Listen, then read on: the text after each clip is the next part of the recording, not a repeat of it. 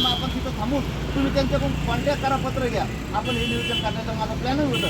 परंतु आता हे धरणे आणून आपण अगोदर नियोजन केलेलं होतं, पत्र दिले होते. होईल तोपर्यंत जेवढी मदत लागेल आदरणीय आमचे शिंदखेड्याच्या मतदारसंघाचे कायदे साहेब त्यांच्या माध्यमातून जे काय करता येईल तेवढं करण्याचा मी 100% प्रयत्न करत. मी माग सरांनाही बोललो होतो.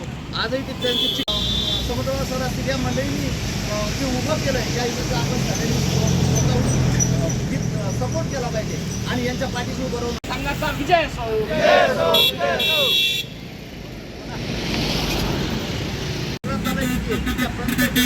संपर्क माझी झाला पाहिजे आणि मी त्याच्याशी कॉन्टॅक्ट करून मी त्याला आणलं पाहिजे जेणेकरून सरांनी आता मी निशिकांत मधुकर ढवळे या ग्रंथालय संघाचा मी सचिव आहे आणि खरं म्हटलं तर अत्यंत दुर्लक्षित अशी आमची सगळी चळवळ आहे.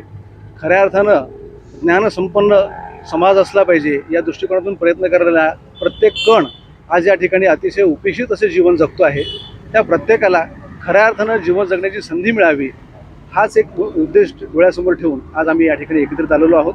शासनाकडे आमच्या ज्या मागण्या आहेत त्या अनेक प्रकारच्या आहेत आणि शासनाला या सगळ्या मागण्या आतापर्यंत ज्ञात आहेत, परंतु दुर्लक्ष असल्यामुळे आजही ग्रंथालय चळवळीकडे पाहण्याचा त्यांचा निराशाजनक जो दृष्टिकोन आहे तो बदलावा याकरता आम्ही आज या ठिकाणी एकत्रित आलेलो आहोत.